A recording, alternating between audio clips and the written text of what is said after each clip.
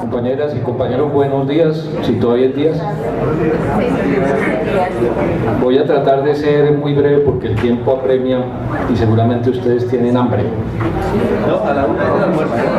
A la una es el almuerzo. Bueno, es que yo no tengo ni idea qué hora son, ¿no? Son las 11. Pero yo supongo que cuando uno no ha negociado durante 20 años, pues debe tener hambre. Porque pues ha dejado de recibir beneficios en 20 años.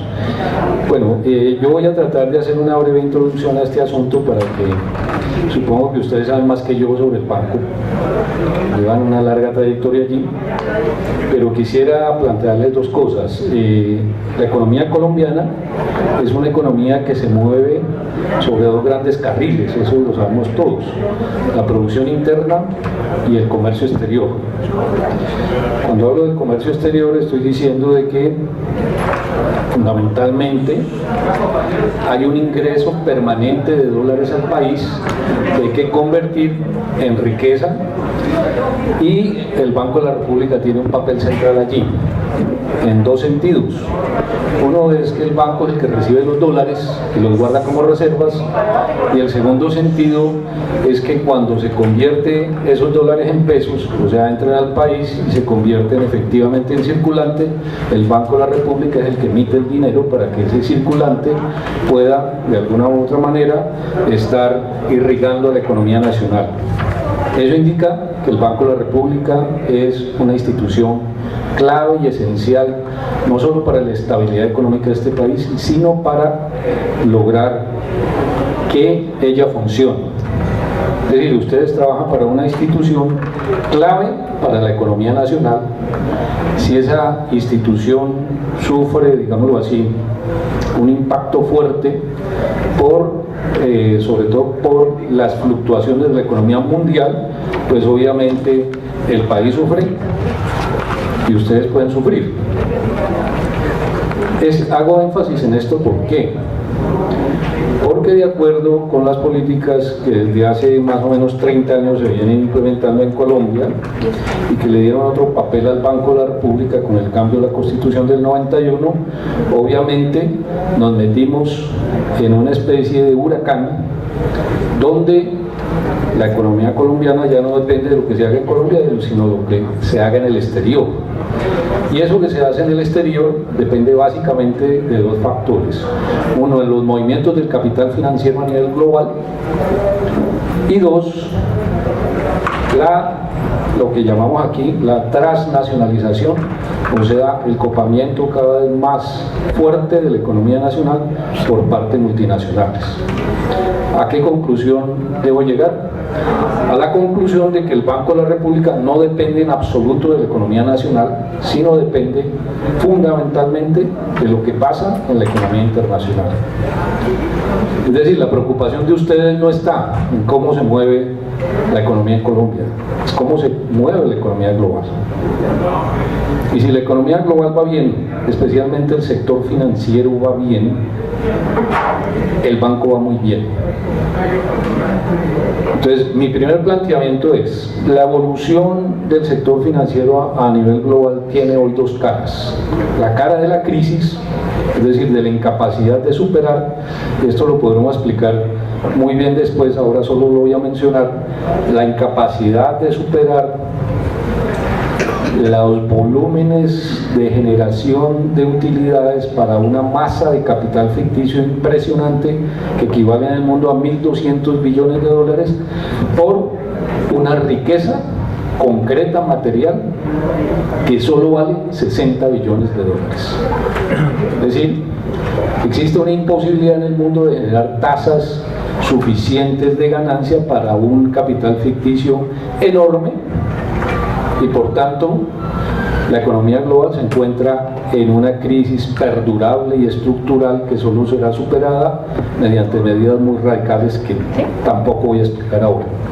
Esto los planteo porque esa es una cara. La otra cara es cómo se mueven las tasas de interés a nivel global para poder captar capitales. El Banco de la República, que ahorita lo voy a mostrar, tiene un ingreso fundamental y es los ingresos provenientes de las reservas internacionales. Decía, esta es una economía que se mueve sobre la base fundamental de la transnacionalización, es decir, del ingreso de dólares al país. Y ese ingreso de dólares constituye fundamentalmente las reservas internacionales. Y esas reservas internacionales reciben tasas de interés de acuerdo a cómo se muevan las tasas de captación internacional, especialmente la tasa de captación de la Reserva Federal. Entonces, ¿hacia dónde va la tasa de captación de la Reserva Federal? Puesto que son los bancos norteamericanos principalmente los poseedores de las reservas internacionales colombianas. Esto desde el punto de vista económico y político pues es una deficiencia muy grave que sean los países extranjeros los que tengan nuestro dinero, ¿no? Eso ya de por sí es cuestionable. La reserva, hoy la tasa de interés se está moviendo hacia arriba, es decir, los ingresos del Banco de la República van a crecer, especialmente los ingresos extraordinarios, con lo cual el Banco de la República va a recibir alrededor de 112 millones de dólares más en este semestre por el solo hecho de que el 17 de junio de este mismo año la tasa de interés se elevó el 0.25, la tasa de la Reserva Federal se elevó el 0.25. Entonces, el primer gran hándicap que tienen ustedes para una negociación es que el banco va a recibir 300 y pico mil millones de pesos más por ingresos extraordinarios por solo ese 0.25. ¿Sí? En 2017, si la tasa se eleva más, los ingresos serán mayores. ¿Alguna preocupación? Pues les cuento que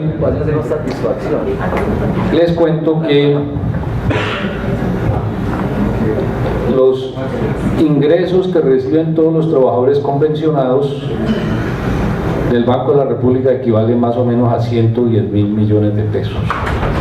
O sea que si ustedes son optimistas, profundamente optimistas, y dicen en un pliego de peticiones nos vamos a quedar con el 20% más, ello significaría aproximadamente 22 mil millones de pesos. Ni siquiera el 10% de esos ingresos extraordinarios. El 10% significaría alrededor de 36 mil millones si no estoy equivocado. ¿Sí? ¿No hay plata?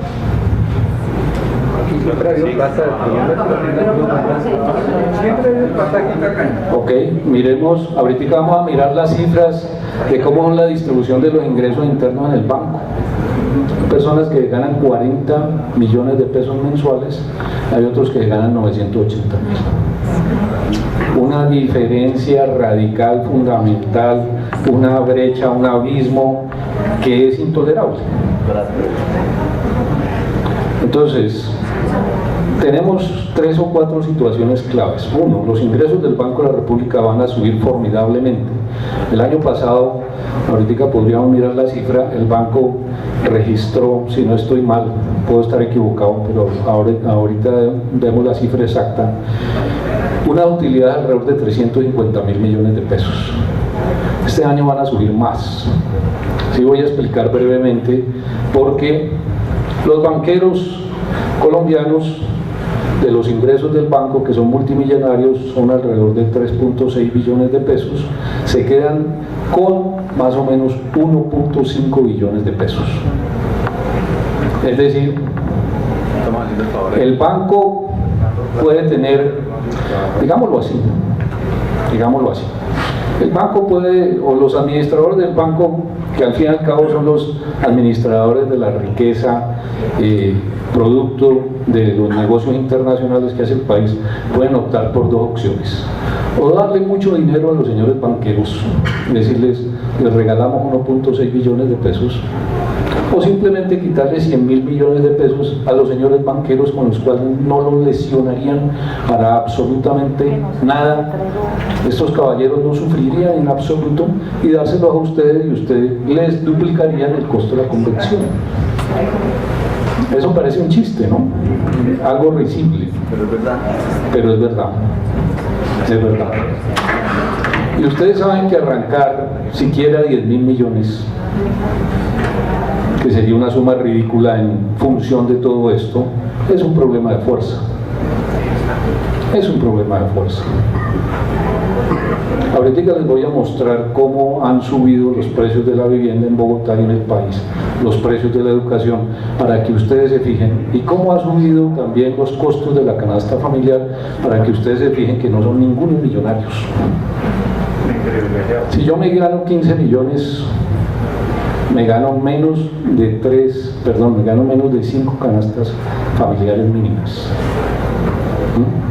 Pero si voy a pagar un hijo en la Universidad de los Andes, me toca sacrificar más o menos aproximadamente 6 millones de pesos mensuales o un poco más de esos 15, ¿sí? Con lo cual me quedarían apenas 9. Y si hablo de la retención, ¿cuánto puede ser la retención adentro? No sé si ustedes saben un dato, ¿no? La reforma tributaria estructural que presentó el gobierno de Santos el fin de año pasado tenía un punto crucial que no fue aprobado por el Congreso, pero que ahora lo van a meter por decreto. ¿Sí? Y es que los trabajadores van a pagar un impuesto entre el 10 y el 30% sobre sus ingresos. De modo que el que gane más de 1.400.000 pesos, impuesto, no retención, ojo, porque la retención se puede devolver, el impuesto nunca se puede devolver. Entonces, en ese sentido, estamos ante una situación en que probablemente ustedes a partir del 1 de enero van a sufrir un impuesto entre el 10 y el 30% que pretenden elevar al 40% en los próximos años. Entonces el que se gana 15 millones va a sufrir una pequeña poda de 4.5 millones sobre sus salarios. Menos mal, era un poquito. Y hay gente, me perdonan por decir esto, que dice que no hay que negociar. O sea, ¿qué futuro les espera a ustedes si no negocian?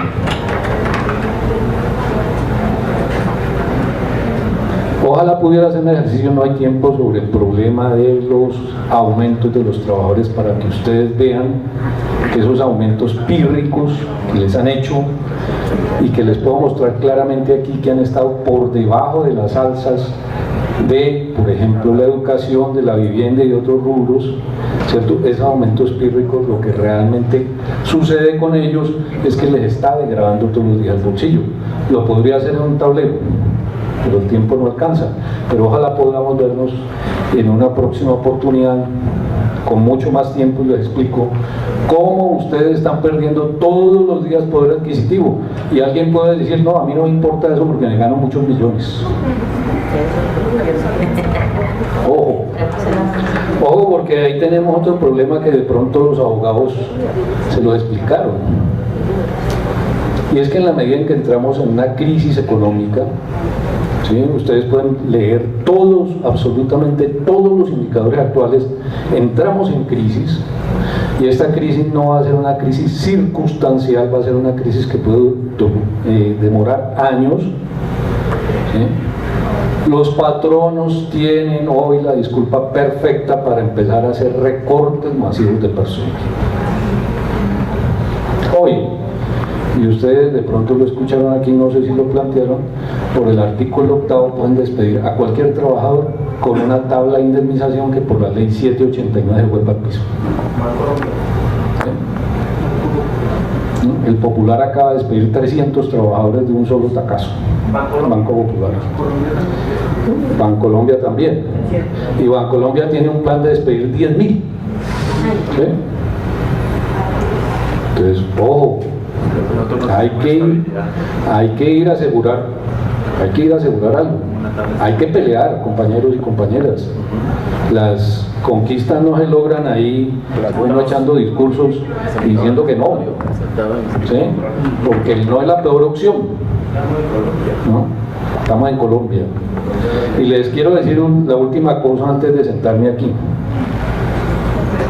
Siempre hay dos opciones en esto de los, digamos así, de los modelos económicos dentro del capitalismo. La opción que nosotros tenemos, que es el recorte dramático de los salarios y los ingresos de los trabajadores. Les voy a mencionar una cifra. En el año 85 los trabajadores participaban con el 13.5% de los ingresos de las empresas. Hoy están en el 4.5%. Es decir, la distribución de la riqueza que producen los trabajadores en la economía nacional se ha reducido duramente y está en contra de ellos. Si no negociamos, pues listo, no negociamos. Pero esa pendiente va a seguir precipitándose. Y yo no les estoy aquí pintando un panorama, ni los estoy amenazando, ni nada de esas cosas. Les estoy diciendo, la única manera de detener esto es plantando cara a la situación. Y plantar cara a la situación es negociar.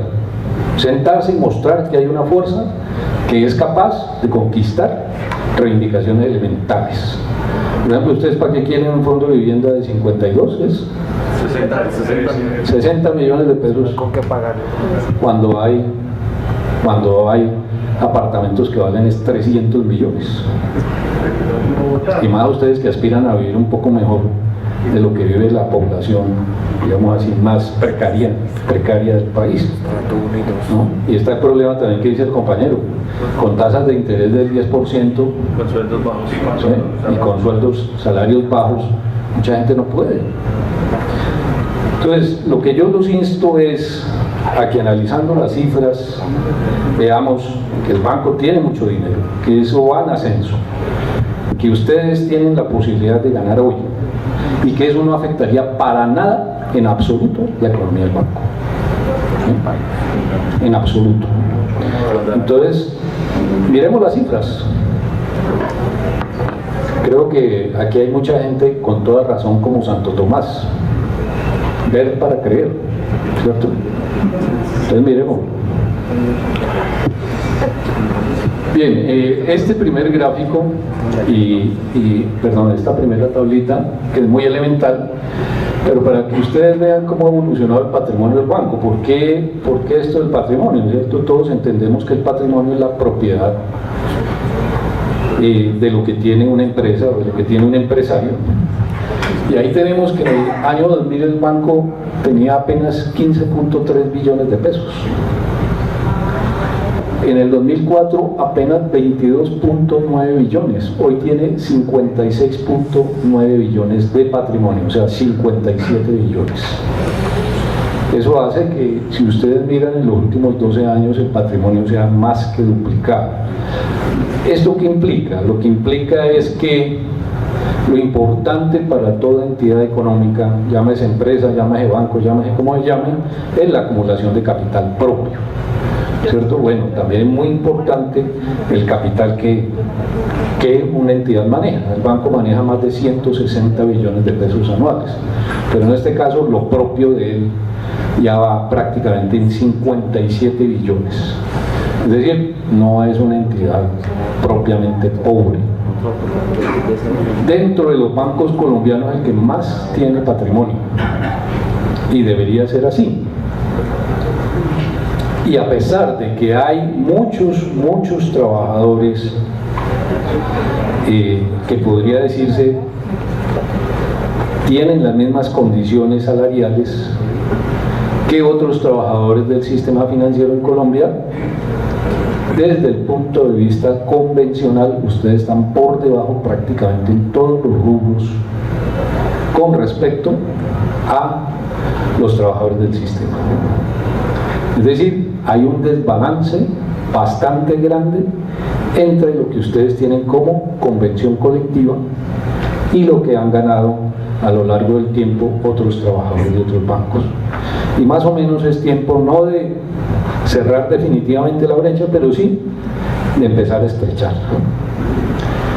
Bien, aquí tenemos, si podemos seguir, compañeros, les agradezco, los ingresos del banco. Fíjense ustedes cómo hay una tendencia muy ascendente desde 2013. pasó de 600.000 millones a 1.5 billones y en 2016 a 3.100 billones. En 2017 será más alto de estos ingresos. Estamos hablando de 3.1 billones de pesos. Sí, eso no es cualquier centavo, esto no es una panadería. Entonces en 2016 puede llegar mucho más lejos estos ingresos. Y ustedes pueden ver claramente, los intereses y rendimientos son el factor fundamental de ingresos del banco, que se cayeron, ustedes pueden ver, desde 2010 hasta más o menos 2014. ¿Por qué? Porque la tasa de interés en Estados Unidos fue igual a cero. O sea, que teníamos algo así como 35.000 millones de dólares en bancos del exterior y estaban pagando cero. Qué buen obsequio, ¿no? A los grandes capitalistas mundiales se les pusieron 35.000 millones de dólares, tomen, úsenlos como quieran ustedes y no recibimos nada. Mientras tanto, nosotros estamos pagando 40 billones anuales de deuda externa en amortización de intereses. ¿Qué negociación? Pero sigamos. Bueno, esta gráfica nos muestra, por ejemplo, que en 2016 el 83% venían de esos intereses. O sea, el 83% de los ingresos del banco dependen de cómo se muevan las reservas internacionales. Digamos, compañero. Y ahí tenemos los ingresos por reservas internacionales, los intereses. Ustedes pueden ver cómo crecieron entre 2014 y 2015, el fruto de la elevación de la tasa de interés de la FED. Es decir, fíjense ustedes que se están recibiendo alrededor de 2.600.000 millones por intereses procedentes de la Reserva Internacional. ¿Cuánto les toca a ustedes? Y ahí están las tasas de interés de la Reserva Federal. Ustedes pueden ver cómo en el largo plazo se desplomaron y ahora dentro del círculo vemos una nueva tendencia, la tendencia al alza, ¿cierto? La tasa de interés hasta el 14 de junio estaba en 1%, luego pasó a 1.25, que es la tasa actual, pero es posible que siga subiendo, es lo más probable. Entonces decíamos, en los 6 meses el banco va a recibir 112 millones de dólares más, no quiere decir que no estuviera recibiendo, más, ¿cierto? 336.000 millones de ingresos extraordinarios si la tasa no sube más, porque si sube más para arriba, entonces plata sí hay. Para el que se preocupa de que blanco pobrecito, no se preocupe, que plata hay y mucha. Bien, sigamos. Ahí están donde se encuentran las reservas internacionales, ¿cierto? Los bancos. Bueno, no me detendré en esto, pero ustedes pueden ver que no hay ninguno colombiano ni está por aquí. Y miremos cuáles son los gastos. Miren esto. A los caballeros de la banca se les entregó casi 1.600.000 millones. Y mire cómo ha crecido ese proceso de gastos por pago de intereses, ya sean por encajes o por otro tipo de intermediaciones que hace el Banco de la República con la banca privada. Estamos diciendo esto es absolutamente injusto, inequitativo y ta. Pero lo fundamental es que ustedes entiendan que si el banco tiene semejante cantidad de ingresos, pues obviamente lo fundamental sería que les entregara a ustedes un pedacito más. ¿Sí? Pero ya saben, no lo va a entregar si no se pelea. Para hacer una anotación de eso, 1.569.000 millones, teniendo una convención de 110.000 millones, ya dije, el 10% nomás que le quitaran a ese pedacito, ¿sí? Significaría 150.000 millones. O sea, un ingreso que le significaría a ustedes pedir más o menos 150% de elevación. O sea, se podrían ir a la mesa a decir, oiga, denos 200% para quedarnos en 150. Nada pasaría. Nada pasaría. Bueno, y aparte de que también le damos las reservas internacionales a los bancos, ellos nos cobran por administrarlas. ¿Sí? y los créditos del FMI que recibe el banco, no que recibe la nación, hay que pagarlo, y ahí se fueron nomás en 2016 101.000 millones, casi el equivalente a los costos convencionales, se fueron ahí.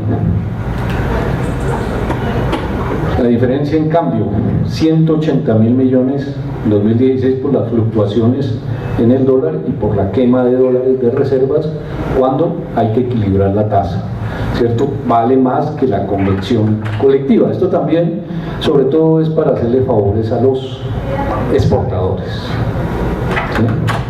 Hoy la política del banco es hacer flotar el peso frente al dólar libremente para que suba fuertemente la tasa de cambio, y en ese caso los exportadores que están felices se lucren enormemente, mientras los trabajadores sufren precariedad. Y aquí tenemos los costos de la emisión monetaria, 206.000 millones, ¿no? La emisión monetaria se constituye en un pasivo para el banco, en un activo, con lo cual hay, no solo están los costos de emisión, sino también el hecho de que disminuye el patrimonio del banco a través de la emisión monetaria. Los costos laborales, qué interesante, en 2013 eran 488.000 millones, bajaron en 2016 a 399.000 millones, pero los costos convencionales apenas son 110.000 millones, o sea que hay unos que se llevan muchísimo más dinero que ustedes y que hacen parte de la nómina del banco. Esto es una cifra importante, ustedes solo llevan la tercera parte de lo que gasta el banco en costos laborales. Y allá arriba no están diciendo no negociemos, no nos alcemos, sino precisamente lo contrario, alcémonos más y alcémonos más. El ritmo de elevación de los ingresos de ustedes y el los de arriba está abriendo una brecha cada vez más grande. Los impuestos, el banco no paga impuestos, apenas 11.000 millones, es decir, no sé, 0.000 algo por ciento de sus ingresos. O sea, en general no le transfiere a través de impuestos casi nada a la nación. Y bueno, y otros gastos, 162.000 millones en comprar obras de arte, quitar una pared y volver a ponerla. Carros y carros. Vale más todo eso que el salario de ustedes, ¿no? Etcétera, etcétera, etcétera. O sea, debemos tomar conciencia de esto, compañeras y compañeros. El banco puede desperdiciar fácilmente el dinero y decir que no hay, cuando ustedes tienen, así ganen muy buenos salarios, necesidades. Ahí vemos. Si yo cruzo esta gráfica con la gráfica de los ingresos en el largo plazo, ¿qué me da? Una curva invertida, ¿cierto? Los ingresos iban para abajo y los gastos para arriba. O sea, es algo así como en su casa usted dice, me gano 1.000.000 de pesos hoy y me gasto 2, ¿sí? Después me gano 1.200.000 y me gasto 3. Después me gano 1.400.000 y me gasto 5. O sea, los brillantes economistas neoliberales, los sesudos más grandes de la economía, los intelectuales, el santo santorum del pensamiento económico no comprende lo elemental. Y es que si uno va con los ingresos para abajo, los gastos deben ir para abajo. ¿Cómo es esto que los magos que determinan la política económica del país invierten lo elemental? ¿Sí? Y son tan irresponsables que en vez de disminuir los gastos, los elevan formidablemente para favorecer a quienes. ¿A quiénes se favorecen con esta, digamos así, lógica invertida de la economía? Que cualquiera que tenga un centímetro de frente la entiende, pero ellos parecen no entenderla a pesar de todos sus títulos, de que hablan en inglés y reciben las órdenes del Fondo Monetario Internacional en inglés o en otro idioma, y las entienden perfectamente sin necesidad de traductores, pero no entienden lo más elemental de la economía. Es que si tengo menos ingresos, debo tener menos gastos. Mientras tanto les dicen a ustedes, no hay plata, no presenten pliego, ni se atrevan siquiera a pensar en que van a subir, a elevar su bienestar. Pero ellos en todo lo contrario de lo que debería hacerse. ¿Sí? Las cifras no mienten, son las cifras mismas de ellos. Ustedes las pueden consultar en internet. Si no me creen, háganlo ustedes, elemental. Pero bajo esta lógica perversa se le dice a los trabajadores: no hay dinero, y se gasta cada vez más. Pero no se gasta en quienes sostienen la institución, sino se gasta en los ricos, que se vuelven cada vez más ricos, ¿no? La fama de un país no consiste hoy en el bienestar de la gente. La fama del país consiste, de cualquier país hoy, es cuántos ricos tienen entre el ranking de los 100 más poderosos del planeta. ¡Qué maravilla! Sigamos. Mira, ahí está ustedes, ¿ya me toca? Te faltan como 10 minutos. Ahí tienes. Uy, ¿tanto? Es que te conozco. Cada menos. Ahí ustedes tienen el comparativo de lo que les decía. Fíjense cómo la curva desde el 2007 hasta el 2013 va para abajo y los gastos van para arriba, causando un déficit profundo en las finanzas del banco. Bueno, aquí esta la podemos, porque eso es un resumen, la podemos obviar y más bien sigamos adelante, ¿cierto? Bueno, lo dejo ahí, compañeros. Si usted me permite, hay otra diapositiva ahí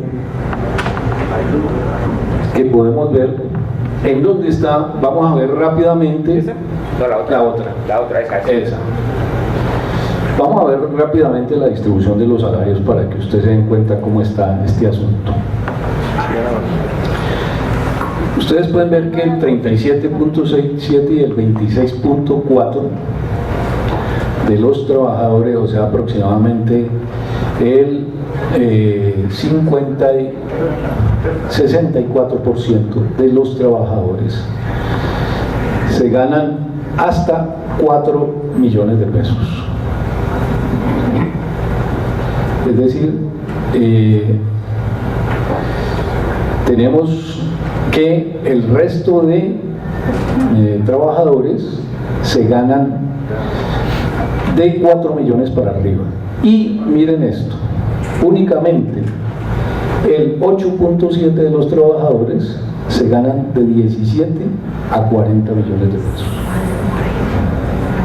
Es decir, esa cifra tan pequeña, vamos a ver cuánto en el siguiente gráfico tiene de ingresos. Ahí tenemos ese número de trabajadores de 17 a 40 millones, ¿sí? Se llevan el 29.7 de todos los ingresos, o sea, casi el 30% de los ingresos se lleva ese pequeño núcleo. Y si ustedes suman entre ese 29.7 y el 20.3, nos indica que los trabajadores de 9 millones para arriba se llevan el 50% de todos los ingresos laborales que hay en el banco. Todas las remuneraciones laborales se los llevan estos dos segmentos. Pero es muy importante recalcar que los que más pesan, fíjense, ni siquiera de 9 a 17 millones pesan tanto como solo ese grupito de 17 a 40 millones. Sigamos, compañero. Bueno, esto es un resumen, pero son 271 funcionarios los que se llevan el 50% de los ingresos. ¿Entre cuántos trabajadores, perdón? ¿Ah? Como 2.500, ¿sí? 2.500. O sea, 271 funcionarios, casi el 10%, un poquitico más del 10%, ¿cierto? Como el 11% serían el 50% de los ingresos, ¿sí? 17% dice aquí, pero según esa cifra es un poco más baja. O sea que más o menos, ajustando la cifra con lo que dice el compañero, el 89% de los trabajadores se ganan el otro 50%. ¿Hay una desproporción o no? Desproporción evidente, ¿cierto? Sigamos, compañero, por favor. 18 más altos funcionarios del banco se ganan más de 30 millones. Sus ingresos anuales por remuneraciones llegan a 7.5 mil millones de pesos. Estamos hablando de solo 18, ¿sí? Reciben el equivalente a 307, al promedio de 307 trabajadores de la remuneración más baja. Solo 18 personas. Y ahí tenemos un dato importante. La canasta familiar hoy en Colombia, bueno, no hoy, en el año 2016, valía 3.235.411 pesos. ¿Cuántos de ustedes ganan esa cifra? ¿Muchos? ¿No? Pues les cuento que si no se ganan esa cifra, no les alcanza para vivir, a no ser que más de uno trabaje en su familia, ¿no? Al que pueda vivir con los 980.000 o el 1,5 millones o los 2 millones, pues puede ser candidato a ministro de Hacienda, porque sí sabe administrar, ¿no? O puede ser gerente del Banco de la República, porque sí sabe administrar. Volvemos un segundo, compañero. Dice, el 46.3% de los trabajadores no alcanzan a cubrir el costo de la canasta familiar. O sea que casi la mitad de ustedes no alcanza a cubrir esa canasta familiar. Y si la mitad de ustedes no alcanza a cubrir esa canasta familiar, ¿cómo no se va a negociar? ¿Sí? Lo mínimo que debía ganar un trabajador colombiano es la canasta familiar. ¿Saben cuánto gana un trabajador en Suiza? ¿Mínimo? ¿Tienen alguna idea? 4.500 francos suizos. ¿Cuánto es en pesos colombianos? ¿Está equiparado al euro? No está tan equiparado, pero está cerca, ¿no? Cerquita, más o menos. Entonces estamos hablando de 11, 12 millones mensuales mínimo. ¿Sí? Claro, el costo de vida es más elevado, pero no equivale al doble del de Colombia, se lo aseguro, porque modestia aparte he estado bastantes veces por allá. Sí, se roban, pero no tanto. 6.500 al mes. Y si nos comparamos, ustedes pueden leer el último estudio de la OCDE frente a los países latinoamericanos y frente a los distintos países del mundo. El salario mínimo colombiano, el salario mínimo en los países, el peor, el de Colombia, el peor. ¿Sí? No, Venezuela está más elevado que el de Colombia. Así digan que Maduro es de lo peor, pero está más elevado. ¿Sí? Y la educación es gratuita en Venezuela, la salud es gratuita. Digan ustedes lo que quieran de Maduro, pero así es esa realidad. Sigamos, compañero. Bueno, ahí vamos a mirar si el fondo que ustedes tienen les alcanza o no les alcanza. Miren ustedes, la elevación de los apartamentos en 2006. Estos son escalas para poder comparar la elevación. En 2006, por cada, digámoslo así, en 2014, por cada 100 pesos que utilizaba uno para comprar un apartamento, hoy necesita, en 2014, perdón, no hoy, necesitaba ya 330.7 pesos. O sea, había más que triplicado el costo de los apartamentos. ¿Cuánto subió el fondo de ustedes? ¿No subió? Fíjense, entonces hay que subirlo al 330% para alcanzar a 2014. Y no estamos diciendo que para alcanzar comprar apartamentos, estamos diciendo, si este banco fuera justo, los nivelaría, les diría, el equivalente hoy para comprar un apartamento con respecto a 2006 debe ser de 330 pesos por cada 100 que ustedes recibían en el fondo. O sea que si era de 60 millones hoy, debería estar en algo así como 190 millones. Ese mismo fondo para decir, tengo el mismo poder adquisitivo en vivienda. ¿Sí? Entonces podemos decir, no, que el fondo no suba, no negociemos. Bueno, pues eso irá más para arriba y ustedes estarán cada vez con más imposibilidades y a tasas de interés 10%, ¿no? Casi todos los bancos tienen entre el 3 y el 5% de préstamo a los trabajadores. Hay empresas que tienen cero interés, ¿sí?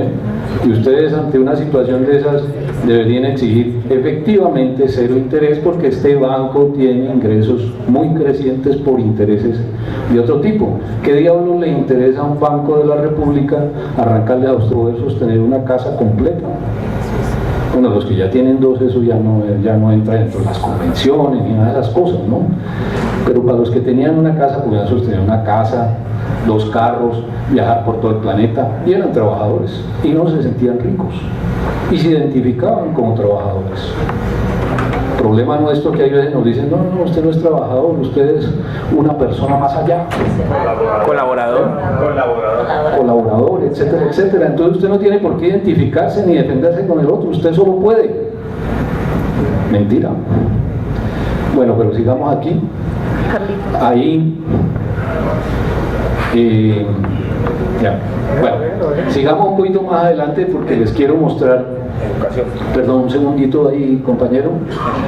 Miren ustedes el monto actual para poder lograr cubrir las alzas. El monto debería estar de su fondo individualmente en más de 112 millones. Eso sería lo lógico, ¿sí? Sigamos un poquitico con las alzas en la educación. Ahí ustedes pueden ver cuántos salarios mínimos vale hoy, por ejemplo, una carrera como arquitectura. 21.34 salarios mínimos en la Universidad de los Andes. Si usted quiere meter un hijo a los Andes, tendría que más o menos estar hablando de alrededor de 15 millones de pesos, ¿cierto? Que gane 15 millones, en este caso tendría que sacrificar un salario entero. Y miren ustedes los incrementos tan bárbaros, ¿sí? 160%, 191%, o sea, inalcanzable para cualquier trabajador. Un solo hijo, ¿no? Un solo hijo. Bueno, ahí ustedes pueden ver en derecho cuánto ha subido, que a los trabajadores les gusta bastante estudiar derecho, ¿no? En equivalente en salarios mínimos, por ejemplo. Y estamos hablando de 2014, ¿no? Sigamos, compañero. Medicina, por ejemplo, 26.82 salarios mínimos en 2014, ya va más para arriba de eso. Es decir, ¿quieren estudiar medicina? Imposible. Sigamos. Ingeniería, por ejemplo, 18.83%. Bueno, yo les puedo dejar estas cifras y voy a mostrarles una última, así lo más rápidamente posible porque el tiempo apremia, una última diapositiva, un juego de diapositivas. No, ese es este. Bueno, como que no hay más. Me parece que había otro. Esta y esta es la misma. ¿La misma? Sí, señor. Bueno. Ustedes pueden ver ahí 3 situaciones claras. El Banco de la República puede elevarles hasta el 200%, no pasaría nada. El Banco de la República está favoreciendo profundamente a los banqueros y no a ustedes. Segundo, el poder adquisitivo de ustedes se ha quedado sensiblemente frente al avance nacional. Y tercero, para poder equilibrar todo esto hay que presentar un pliego de peticiones, participar en la lucha por esas conquistas y lograr empezar a cerrar la brecha. Este simplemente es el inicio de un proceso de lucha que ustedes pueden avanzar y ganar, y simplemente se necesita que cada uno tenga la voluntad y la conciencia de que ¿cuántos sindicalizados? 1.490. Pongámosle 1.500 en números redondos, podrían conquistar mucho. Yo conozco sindicatos con 200, con 300 que ganan peleas duras. ¿Sí? Cosa sencilla, tener conciencia y, como dije antes, plantar cara y se gana. Se gana. Ténganlo seguro, si uno tiene confianza, tiene fe en que lo que está haciendo es justo y que hay los recursos suficientes, que no estamos hablando de locuras, que no estamos hablando de absurdos, estamos hablando de cosas concretas que se pueden hacer y lógicamente nadie va a pedir el 100% a cuando le podría pedir, ¿no? Hasta el 200% se podría pedir y la economía no se trastocaría ni nada de estas cosas. Pues hombre, si ustedes se juntan, se organizan, tienen la voluntad colectiva y luchan colectivamente, lo pueden lograr sin ningún problema. Si ustedes se dividen, no aunan voluntades para conseguir esto, pues hombre, se puede llegar al fracaso. En otras palabras, el triunfo y el fracaso no depende del banco, depende de ustedes, ¿sí? Las condiciones están dadas, la situación económica es viable. Si uno quiere más, logra más. Si uno quiere menos, logra menos. Entonces decir no, la economía es supremamente dinámica, va hacia adelante. Y es como un tren en donde si uno no sube, se queda atrás. Entonces, los que digan no, simplemente están avalando la precariedad. Me disculpan por decir esto, pero es la verdad.